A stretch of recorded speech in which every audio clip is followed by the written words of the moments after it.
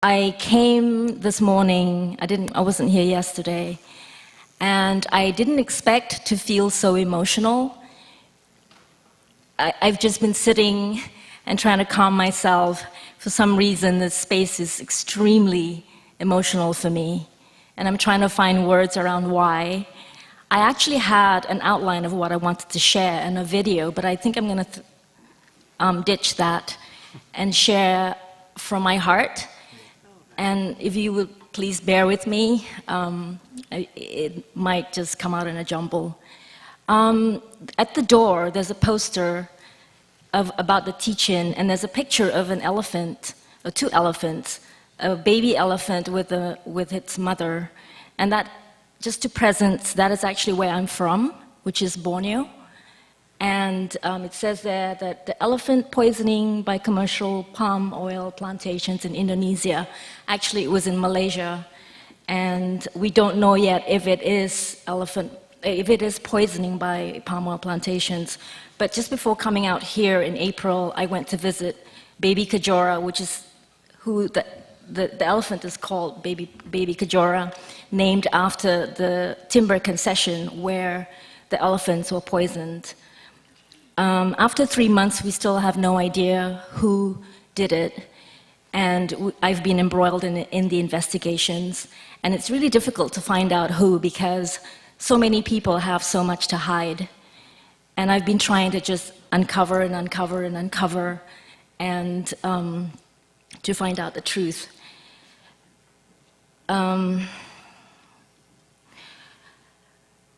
I've been working on receiving over the last 3 or 4 weeks. The theme of receiving, firstly, I'd like to receive the gift of being here with all of you, and the gift of being able to share my story.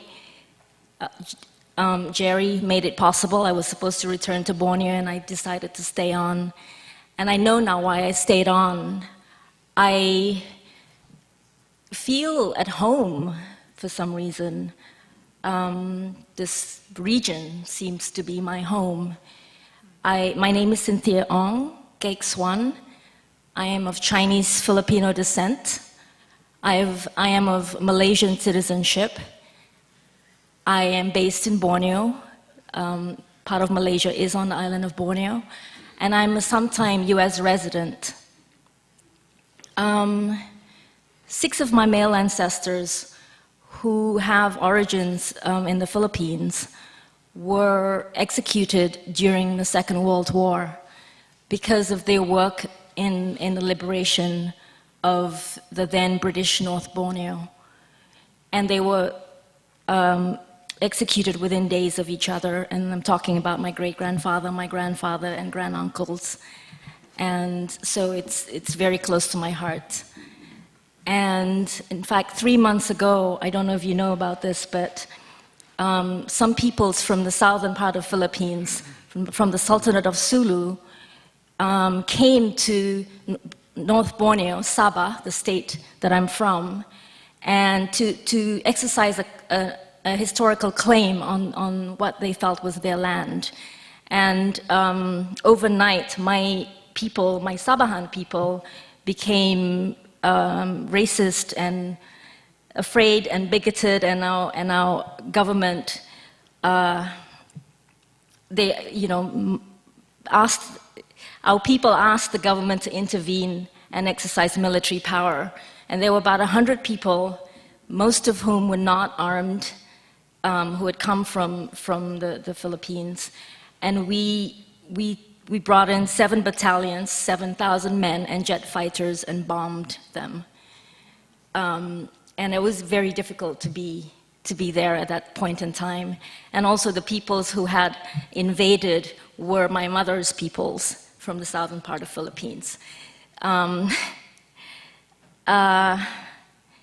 So that's another layer.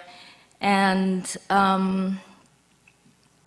the other layer that I wanted to presence was that in coming to grips with my own history from around the region, we've been doing regular family reunions, and in our next reunion, where we're going to visit where my ancestors, Filipino ancestors are from, in Palawan Islands, we've also tried to connect with the Japanese executioners of my ancestors and to know them, to see how they're doing, and to find out who they are, and to heal together. I think I come here with that heart. And my father was a police chief in Malaysia, trained by the Brits, and I grew up with that, him and how he protected us and kept us safe. And for some reason, I was drawn to know the other, and I traveled here to the US, and I worked within the criminal justice system for 4 years. So I was in prisons every day, and I learned about the leader of the free world through its criminal justice system. And I learned that this leader of the free world is not free. And somehow straddling those two worlds and deeply politicized by the experience, I birthed the organization that I now run, which is called LEAP, which focuses on bridging. And I think we bridge from a place of hope and uniting. I'd like to share a few stories. A few years ago, we were fighting a coal-fired power plant in Sabah, and it was the only region in the island of Borneo that has not gone coal. And our coal plant was going to be a second-hand coal plant from China. The coal was going to come from Kalimantan, which is the Indonesian part of Borneo. And it was government mandated, and in where we come from, that's just a done deal.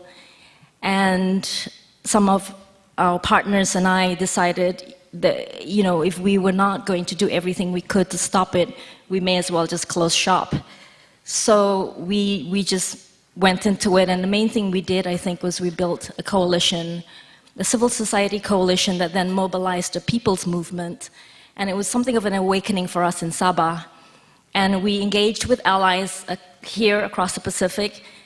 At UC Berkeley, they did a renewable energy report for us that we could then use with the government. And it was a long campaign, and we won. It was unprecedented, and we won. And I think what it showed us is that we had a voice and we had a responsibility. And it served to open up democratic space, as a journalist, Nick, called it. What had also happened from there is that we realized that the renewable energy conversation was really emerging in that region. And when we started to connect with people in Philippines and in Vietnam and in Indonesia, and the next thing we knew, last year, we convened a space, the Southeast Asia Renewable Energy People's Assembly, which brought together all the movements, 12 countries, 130 people, 80 organizations, grassroots folks who had done or were trying to do what we had done in Borneo and in Sabah. People who were fighting mega dams and coal plants, but also building solutions, microhydro, hybrids, and off-the-grid systems that were powering communities. And even the proponent for the coal plant, the government proponent, came to the People's Assembly. And we had a beautiful healing, actually, at the People's Assembly, where they were blown away when they saw the genius that was present in the room from the communities, and made the commitment publicly to work with the communities on renewable energy systems. The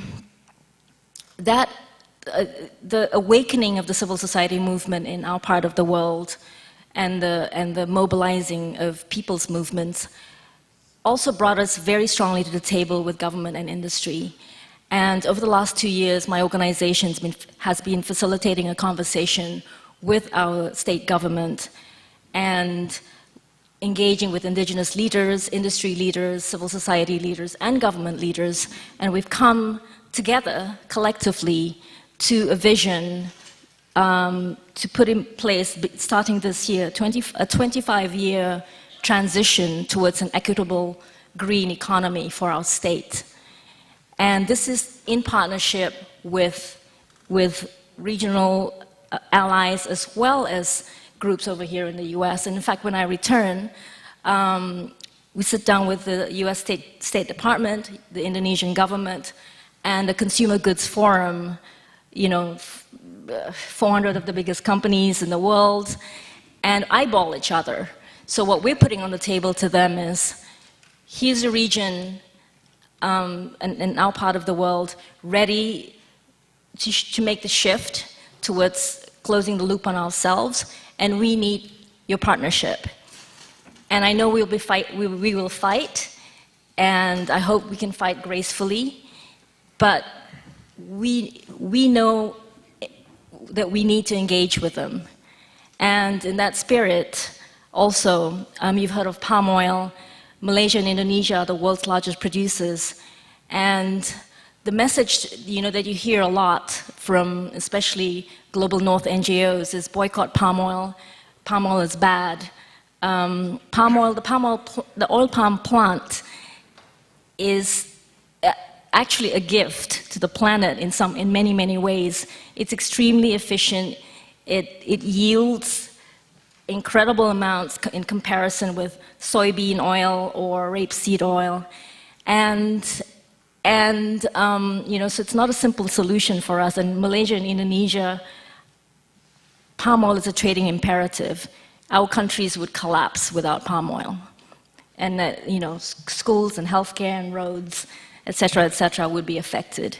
So we have no choice but to engage with the palm oil industry.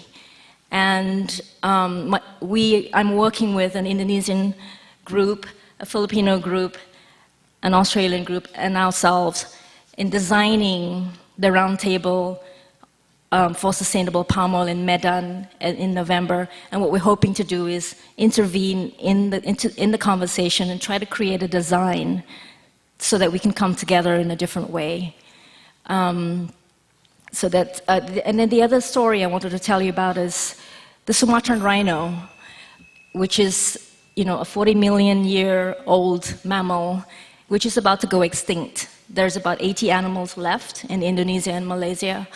And for the first time, Indonesia and Malaysia came together last month with the US, with Germany, and decided to treat the last remaining populations as a unified population and bring borders down and do whatever needs to be done to hopefully save the species. But at least we made a decision that we have a responsibility to tell the world that the species is about to become extinct and make a concerted effort to do whatever we can do.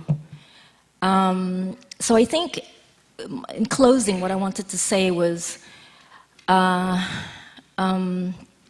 what we try to do is to find the alchemy within the exchange. So build partnerships where there's readiness and there's willingness to mutually transform. And we've been lucky enough to find visionary partners, even here in the US, who are willing to do that. And in each moment, in each meeting, find that space of alchemy. Thank you.